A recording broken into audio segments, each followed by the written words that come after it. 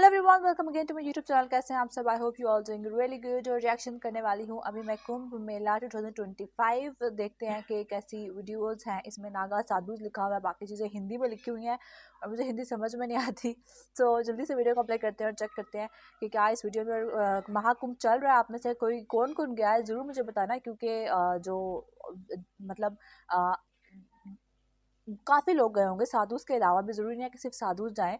सो अगर आप में से कोई गया तो ज़रूर बताना। सब्सक्राइब लाइक शेयर मस्ट करना चैनल को, और इस वीडियो का लिंक मैं डिस्क्रिप्शन में दे रही हूँ। You can follow me in Instagram, link is in description. So let's play this one. दोस्तों, पुराणों में समुद्र मंथन की मशहूर कथा है। ये कथा बताती है कि जब देवता और असुर समुद्र मंथन कर रहे थे तभी धन्वंतरी जी अपने हाथ में अमृत कलश लेकर बाहर आते हैं। अब ये अमृत कलश देवता और असुर दोनों के लिए जरूरी था। देवताओं को पता था कि अगर उन्हें जिंदा रहना है तो अमृत चखना ही होगा। तो धन्वंतरी जी के बाहर आते ही देवताओं ने उनसे अमृत कलश ले लिया। देवताओं से ये कलश छीनने के लिए असुर उनके पीछे भागने लगे। असुरों से बचने के लिए देवता 12 दिन तक भागते रहे। ये 12 दिन देव समय के 12 दिन थे, न कि हमारे समय के। इन 12 दिनों के दौरान जिन 4 जगहों पर अमृत कलश का उन्हीं 4 स्थानों पर हरिद्वार, नासिक, प्रयागराज और उज्जैन में ये कुंभ मेला लगता है। ये एक जो मैंने पहले रिएक्शन किया था ना, उसमें भी ये बताया गया था। हम सब कितने लकी हैं कि इस बार जो कुंभ मेला लग रहा है वो 12 कुंभ मेले के बाद लगने वाला महाकुंभ मेला, मतलब ऐसा महाकुंभ जो 144 साल बाद लग रहा है। और अगला महाकुंभ मेला आज से 144 साल बाद यानी 2169 में आएगा। अब आप ये दिन देख रहे हैं तो सोचिए हमसे और आपसे ज्यादा भाग्यशाली और कौन होगा। और ये कहने में कोई हर्ज नहीं है कि जितना ये दुर्लभ संयोग है, इस बार महाकुंभ मेले का आयोजन उतना ही भव्य है। इस मौके पर प्रयागराज का जो नजारा है उसकी चर्चा पूरी दुनिया में हो रही है। प्रयागराज में इस वक्त जो हो रहा है वो इतना विशाल, इतना यूनिक है कि इसे मानव इतिहास का सबसे बड़ा आयोजन बताया जा रहा है। अभी मकर संक्रांति के दिन हुए पहले स्नान में 3.5 करोड़ लोगों ने डुबकी लगाई। मतलब इस दिन प्रयागराज शहर में इतने लोग थे जितना दुनिया के अरबों सालों के इतिहास में किसी एक शहर में एक मौके पर नहीं थे। मतलब जितनी ऑस्ट्रेलिया की कुल आबादी है उतने लोगों ने तो एक साथ मकर संक्रांति और स्नान कर डाला। क्या आप भी ये बताने की जरूरत है कि ये आयोजन कितना बड़ा और कितना भव्य है? वेल, इस महाकुंभ में क्या स्पेशल है और क्यों यहां जाना जरूरी है, इसके ऊपर एक स्पेशल पॉडकास्ट हमने ऑथर शांतनु गुप्ता के साथ किया है। हमारे टीआरपी चैनल पर वो है, लिंक डिस्क्रिप्शन में दिया है। जरूर इस पॉडकास्ट को देखना। अगर आप फ्री में कुंभ में रहना और खाना और घूमना चाहते हैं तो ये पॉडकास्ट आपकी हेल्प करेगा। आगे बढ़ते हैं दोस्तों। 45 दिन तक चलने वाले इस महाकुंभ के लिए सरकार ने 7,500 करोड़ रुपए खर्च किए। इस दौरान यहां बंदोबस्त ऐसा है कि यूएस से लेकर रशिया और ब्रिटेन से लेकर जापान और अरब देशों की आंखें फटी की फटी रह गई। उन्हें समझ नहीं आ रहा है कि एक छोटा सा शहर करोड़ों लोगों के लिए ऐसी व्यवस्था कैसे कर सकता है। मतलब जिस भारत देश को कई लोग पिछड़ा मानते थे, उस भारत ने अपने एक शहर में ऐसी व्यवस्था कर दी है जो किसी शहर में ओलंपिक करवाने से बहुत ज्यादा बड़ी है। और पाकिस्तान में तो इस कुंभ को लेकर इतना क्रेज है कि पूछे। पूरी दुनिया में कुंभ को लेकर सबसे ज्यादा सर्च गूगल पे, इंटरनेट पे अभी पाकिस्तान में ही हो रहा है। पता नहीं ये लोग हैरान हो रहे हैं या सनातन की ऐसी ताकत देखकर घबरा गए, मेरे को नहीं मालूम।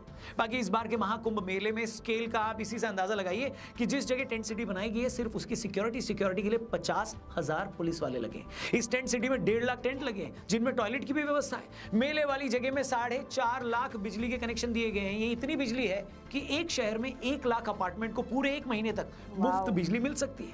मेले के लिए 40 वर्ग किलोमीटर की टेंट सिटी में 11 हॉस्पिटल बनाए हैं, मोबाइल टावर लगे हैं, 3000 रसोई हैं, सड़कें हैं। मतलब एक शहर में जो कुछ होना चाहिए वो सब कुछ यहां पर है। और ये देखकर पूरी दुनिया के तोते उड़े हुए हैं। गंगा नदी पर तो 1-2 नहीं, लोहे के 30 टेम्पररी पुल ही बना दिए गए। 30। इस बीच रात के टाइम रोशनी से नहाया ये शहर इतना सुंदर लग रहा है मानो आप सच में देवलोक में आ गए हो। सच कहूं तो प्रयागराज में होने का एहसास ऐसा है कि जिसे सिर्फ वहां पहुंचकर ही महसूस किया जा सकता है। एक अंदाजा है कि महाकुंभ के 40 दिनों 40 से 45-50 करोड़ लोग यहाँ स्नान करने आएंगे। मतलब जितनी अमेरिका और कनाडा की मिलाकर टोटल पॉपुलेशन नहीं है, उतने लोग तो सिर्फ 1.25 महीने में भारत के एक शहर में अमृत स्नान करके चले जाएंगे। मतलब इसी से अंदाजा लगाइए कि सनातन की ताकत क्या है। एक नेता को अपनी रैली में 500 लोग भी बुलवाने पड़ जाए ना तो उसे भी नानी याद आ जाती है। लोगों को 500-500 रुपए देकर भी वहां लाते तब भी लोग नहीं आते वहां पर। और ये तो मैं बड़े नेताओं की बात कर रहा हूं, छोटे भैयों की रैली में तो उनके घर वाले भी नहीं आ रहे। और महाकुंभ में दुनिया के अलग अलग कोनों से 40 करोड़ लोग बिना किसी बुलावे के, बिना किसी लालच के, बिना किसी मजबूरी के सिर्फ और सिर्फ अपनी आस्था और ईश्वर में श्रद्धा के लिए आ रहे हैं। दोस्तों, ये देश सालों तक विदेशी हमलावरों के जुल्म के बाद आज भी इतनी मजबूती से खड़ा है तो इसके पीछे सनातन की यही ताकत ही तो है। और भारत क्यों, मैं तो ये देखकर हैरान हूं कि कितने बड़े नंबर्स में विदेशों से लोग महाकुंभ में स्नान करने आ रहे हैं। एक अंदाजा है कि इन 40 दिनों में 15 लाख से ज्यादा लोग विदेशों से पवित्र स्नान करने प्रयागराज आ रहे हैं। स्टीव जॉब्स की पत्नी भी निरंजनी अखाड़े में आई, उनके कल्पवास की खबर आई, उनको निरंजनी अखाड़े की तरफ से कमला नाम दिया गया। उनके साथ ही बहुत सारे लोग भी अमृत स्नान करने आए हैं। दोस्तों ये बात हैरान नहीं करती आपको?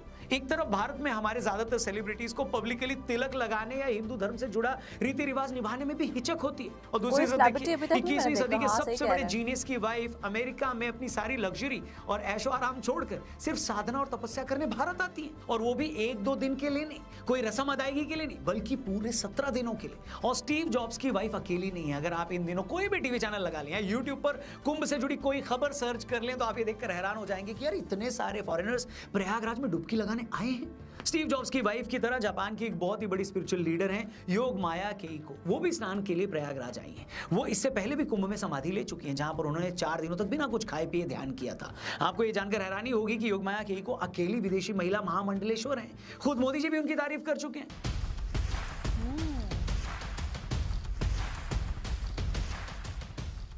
मगर महाकुंभ के इस पूरे माहौल के बीच सबसे ज्यादा ध्यान अगर कोई खींच रहा है तो वो है नागा साधु। कहने में कोई हर्ज नहीं है कि नागा साधु आज इस देश में करोड़ों लोगों के लिए एक मिस्ट्री। लोगों को नहीं पता कि ये लोग सिर्फ कुंभ के टाइम में क्यों दिखते हैं। लोगों को ये नहीं पता कि ये लोग कुंभ से पहले कहाँ होते हैं और फिर कुंभ के बाद कहाँ चले जाते हैं। तो आइए आपको नागा साधुओं से जुड़ा एक फैक्ट भी यहाँ बता देते हैं। दोस्तों नागा साधु शब्द कैसे बना, इसे लेकर 2-3 मान्यताएं हैं। पहली मान्यता तो यह है कि नागा शब्द का संस्कृत में मतलब होता है पहाड़ या पहाड़ जैसा तना हुआ।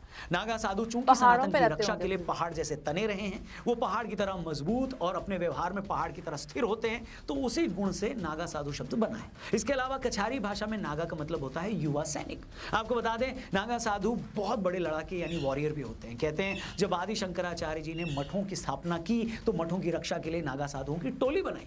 कुछ लोग तो इन्हें दुनिया के सबसे पुराने योद्धा बताते हैं। इन्हें सिंधु घाटी की सभ्यता से भी पुराना बताया जाता है। कहते हैं 1748 में जब अब्दाली की सेना ने हमला किया था, तब नागा साधुओं की फौज ने ही उनके खिलाफ युद्ध लड़ा था। आज भी भारत में 4 लाख के करीब नागा साधु हैं जो कभी भी देश की हिफाजत के लिए लड़ सकते हैं। इतनी बड़ी तो कई देशों की फौज भी नहीं होती।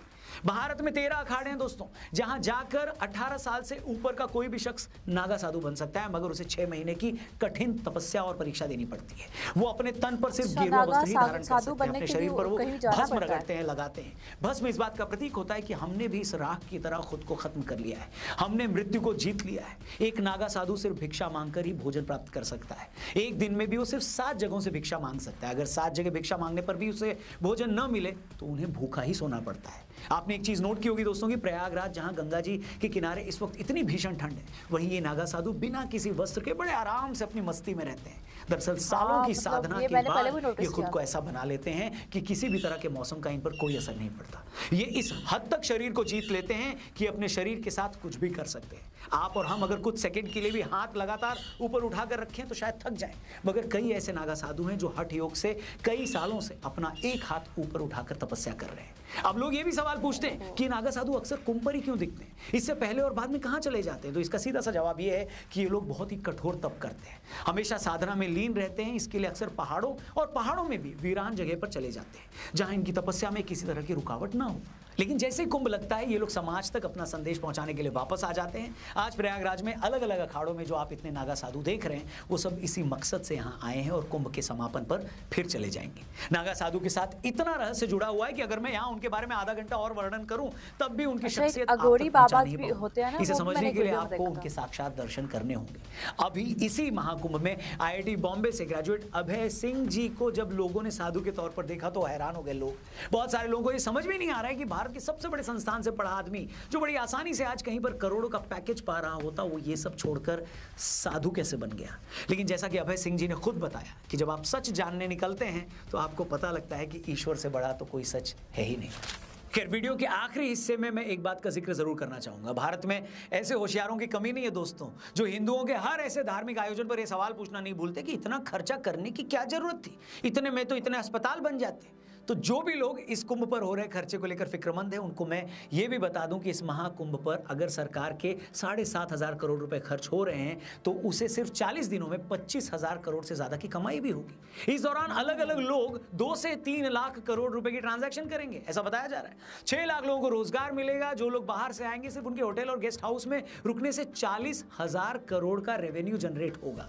खाने पीने का सामान बेचकर 20,000 करोड़ का बिजनेस होगा। सिर्फ धार्मिक किताबों और प्रसाद को बेचने से 20,000 करोड़ का रेवेन्यू होगा। इसके अलावा ट्रांसपोर्टेशन से लोकल शॉपिंग में भी 10-10 हजार करोड़ तक का बिजनेस जनरेट होगा। मतलब जितनी कई देशों की जीडीपी नहीं है उससे ज्यादा रेवेन्यू सिर्फ 40 दिन के अंदर महाकुंभ में पैदा होगा। और फिर भी कुछ सयाने ये पूछते हैं कि इतना खर्चा क्यों हो रहा है। अयोध्या में भव्य राम मंदिर बनने से सिर्फ 1 साल के अंदर उस पूरे एरिया में काम धंधा कहां चल गया ये बताने की जरूरत नहीं है। इसलिए ये बात तो बार बार मत बोला करो कि मंदिर से और ये मेलों से देश को मिलता क्या है। मैं कहता हूं आस्था का तो कोई मोल ही नहीं है दोस्तों, लेकिन आस्था के साथ साथ अगर हम दुनिया भर से टूरिस्ट अपनी तरफ खींच रहे हैं, लाखों लोगों को रोजगार दे रहे हैं, लाखों करोड़ों का रेवेन्यू जनरेट कर रहे हैं, तो हर्ज क्या है। बाकी मैं इस पवित्र मौके पर पैसे की और बात करके इसकी पवित्रता को कम नहीं करना चाहूंगा, लेकिन इतना जरूर कहूंगा दोस्तों कि अगर आपके लिए पॉसिबल हो जरा सा भी तो इस महाकुंभ में स्नान करने जरूर जाएं।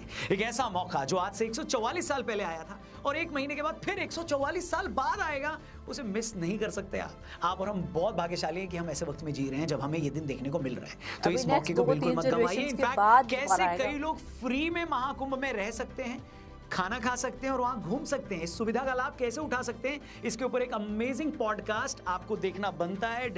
ओके सो काफ़ी डिटेल्स थी और साधुस के बारे में जानने के, जैसे नागा साधु हैं, अघोरी भी होते हैं। ये थोड़ा सा काफ़ी इंटरेस्टिंग से उनके बारे में फैक्ट्स पता चलते हैं। जैसे वो हाथ उन्होंने ऊपर किया हुआ है, बाजू एक काफ़ी लोग ऐसे ऐसे भी करते हैं और मतलब साधना करते हैं। और अघोरीज का तो मैंने सुना हुआ है वो शमशान घाट में रहते हैं। मतलब काफ़ी शॉकिंग फैक्ट्स है, मतलब डिफरेंट फैक्ट्स है जो कि सुनने में बड़े शॉकिंग से लगते हैं कि ये कैसे पॉसिबल है। बट वो सब कुछ कर रहे हैं और वो सब कुछ करके उन्होंने खुद को इतना स्ट्रांग बना लिया कि वो सर्दी हो गर्मी हो हर तरह के वेदर में, हर तरह की सिचुएशन में वो रह सकते हैं। इसके अलावा कुंभ चल रहा है अच्छे तरीके से। आप में से कोई गया तो ज़रूर बताना कैसा एक्सपीरियंस था आपका, और कोई व्लॉग है कुंभ से रिलेटेड जहाँ पे सारी चीज़ें चल रही हैं। उसमें मैं ज़रूर कोशिश करूँगी कि रिएक्शन करूँ, ज़्यादा अच्छे से पता चलेगा कि कुंभ में आखिर चल कर रहा है। सब्सक्राइब लाइक शेयर मस्ट करना। मिलता है नेक्स्ट वीडियो में, तब तक के लिए गुड बाय।